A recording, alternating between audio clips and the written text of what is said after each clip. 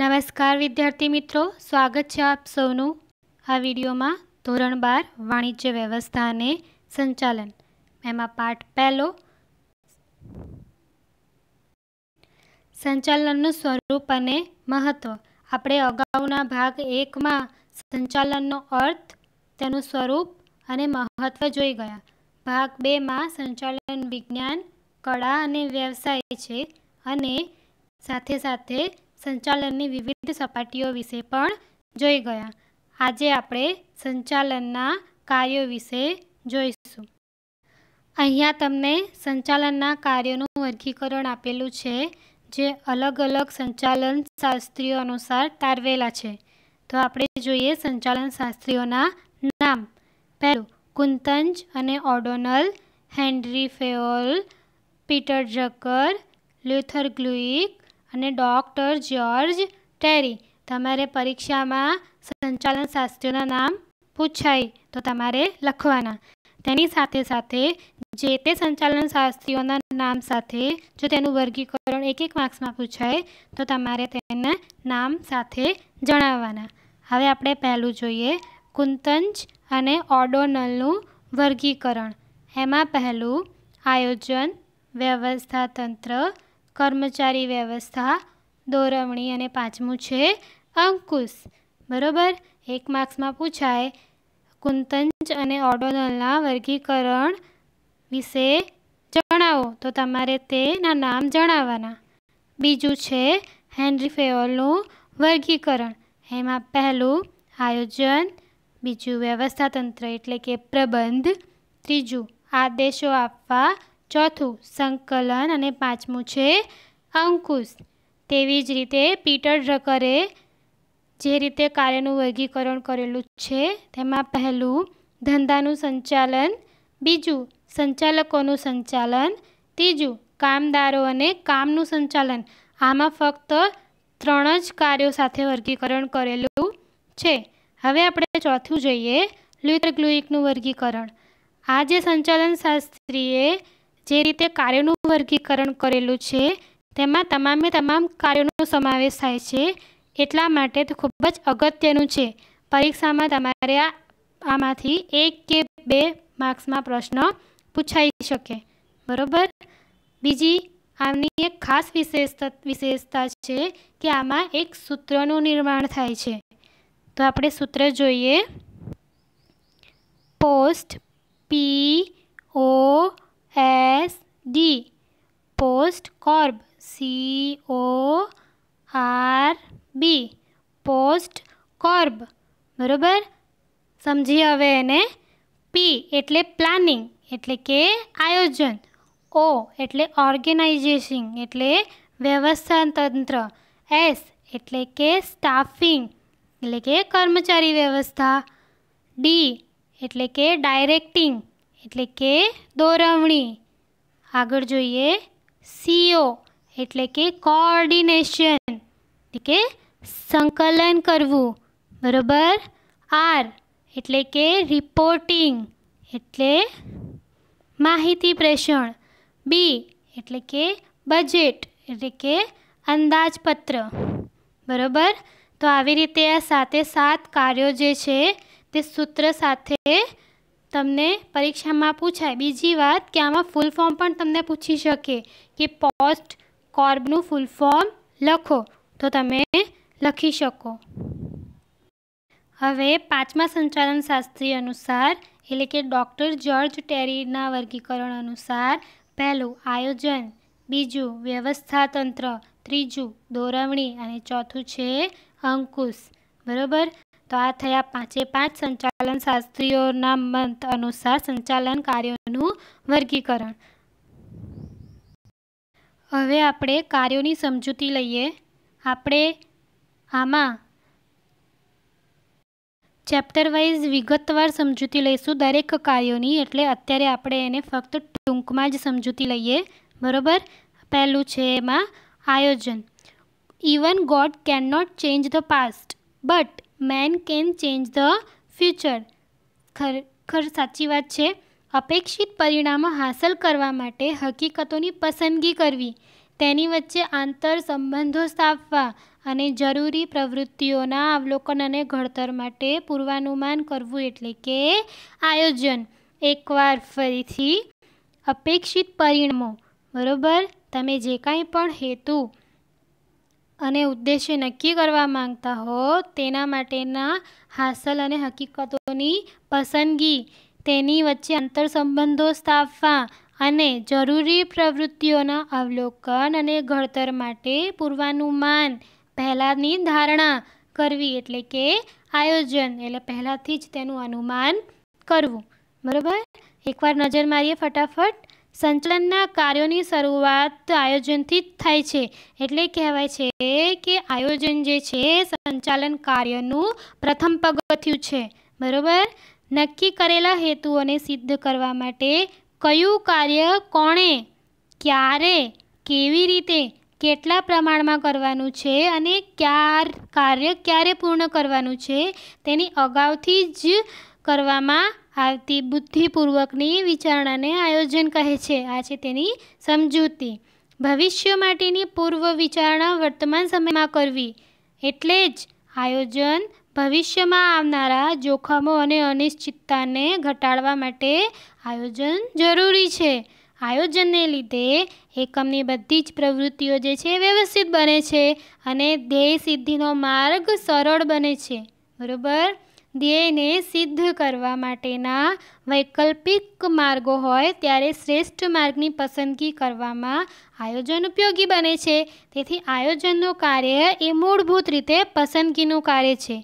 આ આયોજનના કારણે જે પાછળના જે તમામ કાર્યો જે છે તેનો આધાર એ આયોજન ઉપર રહેલો છે. કયા કયા કાર્યો હતા એના પછીના?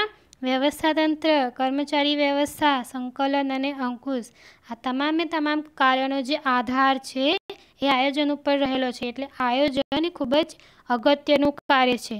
બરાબર, હવે આગળ વ્યવસ્થાતંત્ર એટલે કે પ્રબંધ. સમાન હેતુઓની સિદ્ધિ કાર્યરત અર્થે કાર્યરત વ્યક્તિઓ વચ્ચે સત્તા અને જવાબદારીની સોંપણી કરતા માળખાને વ્યવસ્થાતંત્ર કહે છે.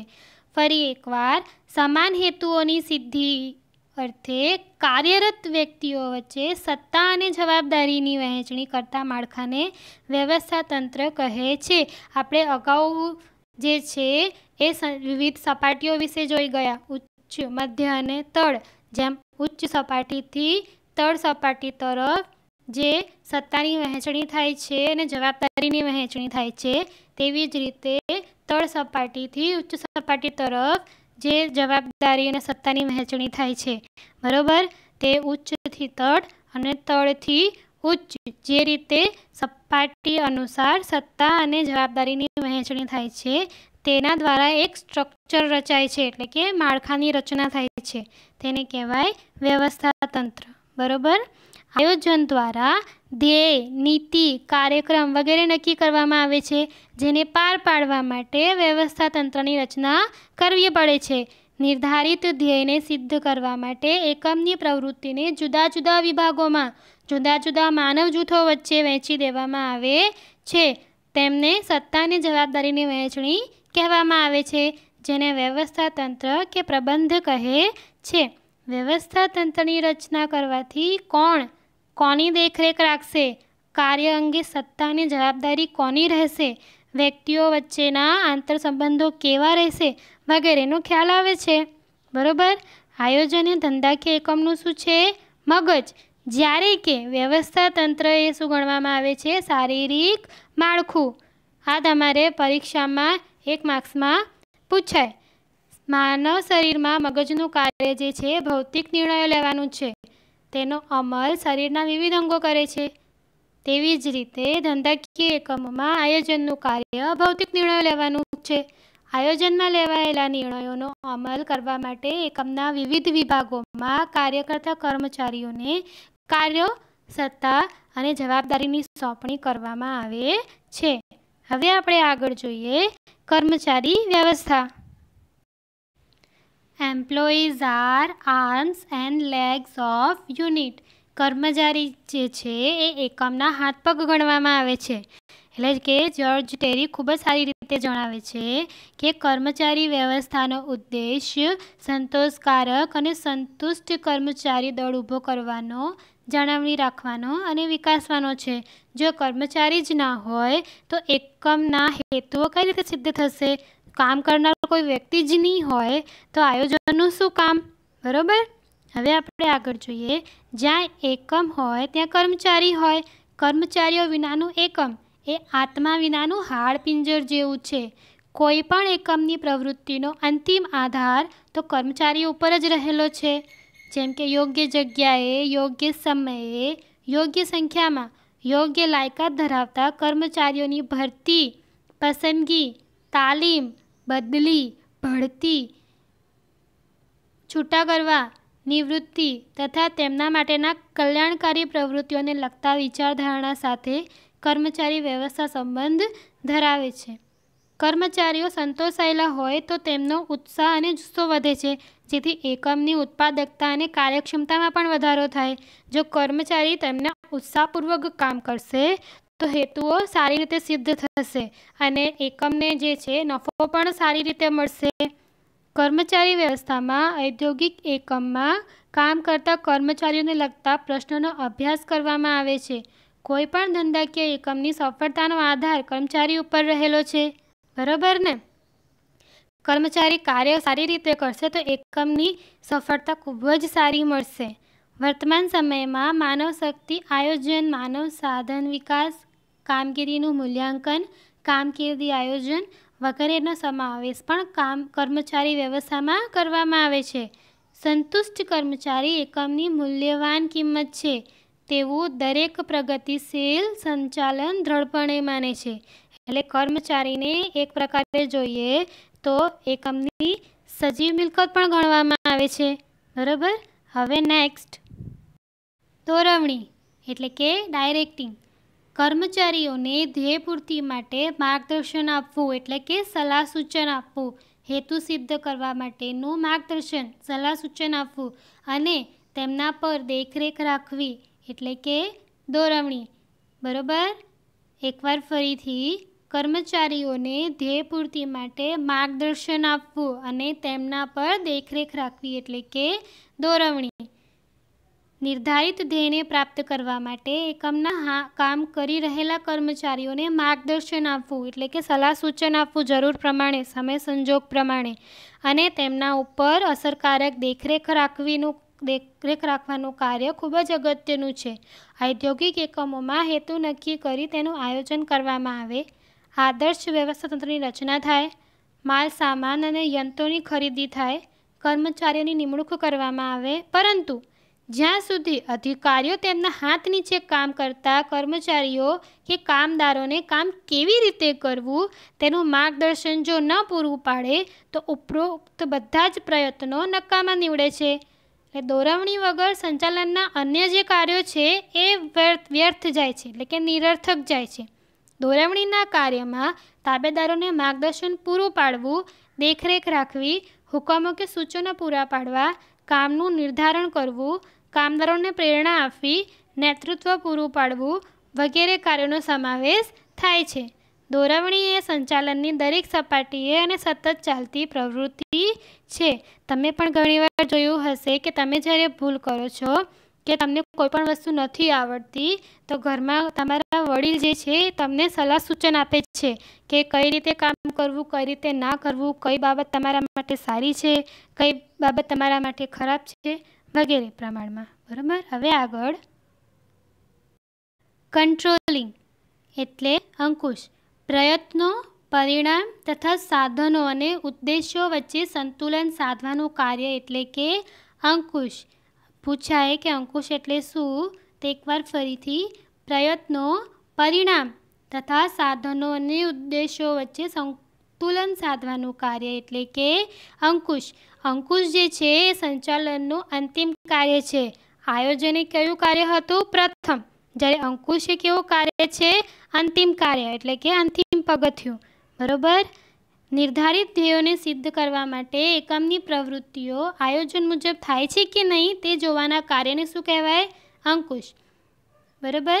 જૂના પ્રણાલી સંસ્થાગત ખ્યાલ મુજબ અંકુશ એ કર્મચારીઓની પ્રવૃત્તિ ઉપર નિયંત્રણો મૂકવા, કડક વલણ અપનાવવું, કર્મચારી ભૂલ કરે તો તેને શિક્ષા કે દંડ કરવો, બદલી કે તેમની બઢતી અટકાવવી તેવો હતો. આમાં એક અંકુશનો નકારાત્મકતા ખ્યાલ પણ આવે. બરાબર. જેમ કે કર્મચારી ડિસઅપોઇન્ટ બી થાય કે જો કર્મચારી ભૂલ કરે, તેને જે કામ ના આવડે તો તેને શિક્ષા કરવી, દંડ કરવું. બરાબર. તો એમાં શું થાય છે, ઘણી વખત કે કર્મચારીઓના મનમાં ભેદભાવ ઉત્પન્ન થાય છે. પણ તે નકારાત્મકતાનો ખ્યાલ હટે તેને ધ્યાનમાં લઈને હકારાત્મક એટલે કે પોઝિટિવિટી રહીને તે કામ કરી શકે તેવી પ્રવૃત્તિ સંચાલન કાર્યોની રહી છે. બરાબર. એટલે આજના વર્તમાન સમયમાં, આધુનિક સમયમાં અંકુશનો ખ્યાલ હકારાત્મક છે. તે સુધારાલક્ષી પ્રવૃત્તિ છે, કારણ કે અંકુશનું કાર્ય થઈ રહેલા કાર્યને અટકાવવાનું નથી, પરંતુ જો કાર્ય આયોજન મુજબ ન થતું હોય તો તેને અટકાવી તેને સાચી દિશામાં લઈ જવાનું છે. એટલે કે ભૂતકાળમાં થયેલી ભૂલોનું ભવિષ્યમાં પુનરાવર્તન ન થાય તે જોવાનું છે. તમે પણ જ્યારે નાના હશો ત્યારે કોઈ ભૂલ કરતા હશો તો મમ્મી કે પપ્પા તમને આરામથી સમજાવતા હશે કે જો બેટા આવી રીતે નહીં, પણ આવી રીતે કરીશ તો વધારે સારું રહેશે. બરાબર. એટલે તમે ડિસઅપોઇન્ટ બી નહીં થતા હો અને તમે એક નવી બાબત પણ શીખતા હશો. તેવી રીતે હવે નેક્સ્ટ જોઈએ સંકલન. સંકલન જે છે એ સંચાલનના દરેક કાર્યોમાં ઉપયોગી છે. એટલે કે આયોજનથી માંડીને અંકુશ સુધી સંકલન આવશ્યક છે. એટલે સંકલન દ્વારા ધ્યેય સિદ્ધિની ખાતરી મળે છે. સંકલનથી એકમનું કાર્ય જે છે એ રહી જતું નથી કે બેવડાતું નથી. તેથી કામગીરી શું બને છે, સરળ બને છે, સહેલી બને છે. બરાબર. હવે તેનો આપણે અર્થ જોઈએ. ધંધાકીય એકમના જુદા જુદા વિભાગોમાં કર્મચારીઓ દ્વારા જુદા જુદા જે કાર્યો થાય છે તેની વચ્ચે એક સૂત્રતા કે સુમેળ સાધવાના કાર્યને સંકલન કહે છે. પરીક્ષામાં વ્યાખ્યા પૂછાય કે સંકલન એટલે શું, તે એકવાર ફરીથી. ધંધાકીય એકમના જુદા જુદા વિભાગોમાં કર્મચારીઓ દ્વારા જુદા જુદા જે કાર્યો થાય છે તેમની વચ્ચે એક સૂત્રતા કે સુમેળ સાધવાના કાર્યને સંકલન કહે છે. એટલે કે એકબીજાને શું રાખે છે, જોડીને રાખે છે, જોઈન્ટ કરીને રાખે છે. બરાબર. આપણે સપાટીઓ જોઈ ગયા કે ઉચ્ચ, મધ્ય કે તળ. એટલે કે સંકલન શું કરે છે, ઉચ્ચ, મધ્ય અને ત્રણ, એ ત્રણ સપાટીને એકબીજા સાથે શું રાખે છે, જોડીને રાખે છે. બરાબર. હવે આપણે જોઈએ સંકલનની લાક્ષણિકતાઓ. ખૂબ જ સરળ લાક્ષણિકતાઓ છે તેની. હવે એમાં પહેલું, આયોજનથી અંકુશ સુધી દરેક કાર્ય કરતી વખતે સંકલનની જરૂર પડે છે. તેથી સંચાલન પ્રક્રિયા સંકલન વગર શક્ય નથી. સારી વાત છે. બીજું, સંકલન એ સંચાલનની દરેક સપાટીએ થતું કાર્ય છે. બરાબર. જેમ આપણે જોઈ ગયા સપાટીઓ આગળ તે. ત્રીજું, સંકલનની સફળતા માટે માહિતી સંચારની વ્યવસ્થા કાર્યક્ષમ હોવી જરૂરી છે. બરાબર. ચોથું, સહકાર વગર સંકલન શક્ય નથી. એટલે એકબીજાને સપોર્ટ પણ કરવા જરૂરી છે. એકમની વિવિધ પ્રવૃત્તિઓ વચ્ચે સંકલન જળવાય તે માટે વિવિધ પ્રવૃત્તિઓ સાથે સંકળાયેલા દરેક કર્મચારીઓનો સહકાર જરૂરી બને છે. પાંચમું, ધંધાકીય એકમના સાધનોનો મહત્તમ ઉપયોગ સંકલન દ્વારા શક્ય બને છે. છઠ્ઠું, સંચાલનના દરેક કાર્યોનું સંકલન સમાયેલું છે. તેથી સંકલનને સંચાલનનો આત્મા પણ કહે છે. બરાબર. આ હતી સંકલનની લાક્ષણિકતાઓ. હવે જોઈએ તેનું મહત્ત્વ. પહેલું, સંચાલનના જુદા જુદા કાર્યો જેવા કે આયોજન, વ્યવસ્થા તંત્ર, દોરવણી, અંકુશ વગેરે કેવી બને છે, અસરકારક બને છે. બરાબર. બીજું, સંકલનને કારણે એકમના બધા કાર્યો સરળતાથી કરી શકાય છે. કેમ? કારણ કે તે એકબીજાને જોડીને રાખવાનું કાર્ય કરે છે. તેથી કાર્યમાં કેવી રહે છે, સરળતા રહે છે. ત્રીજું, સંકલનથી એકમનું કોઈ પણ કામ કરવાનું રહી જતું નથી કે બેવડાતું નથી. બરાબર. ચોથું, સંકલનથી એકમના જુદા જુદા વિભાગોમાં સંવાદિતા જળવાઈ રહે છે. બરાબર. પાંચમું, એકમના વિવિધ વિભાગોના કાર્યોને તેના ક્રમ અને સમય વચ્ચે સમતુલા જાળવવાનું કાર્ય સંકલનને લીધે શક્ય બને છે. કે કયું કાર્ય પહેલાં થશે, કેટલા સમયમાં થશે, અને ત્યારબાદ બીજું કાર્ય કયા ક્રમે થશે કે કેટલા સમયે થશે. તેવી રીતે શું થાય છે, સમતુલા જળવાઈ રહે છે.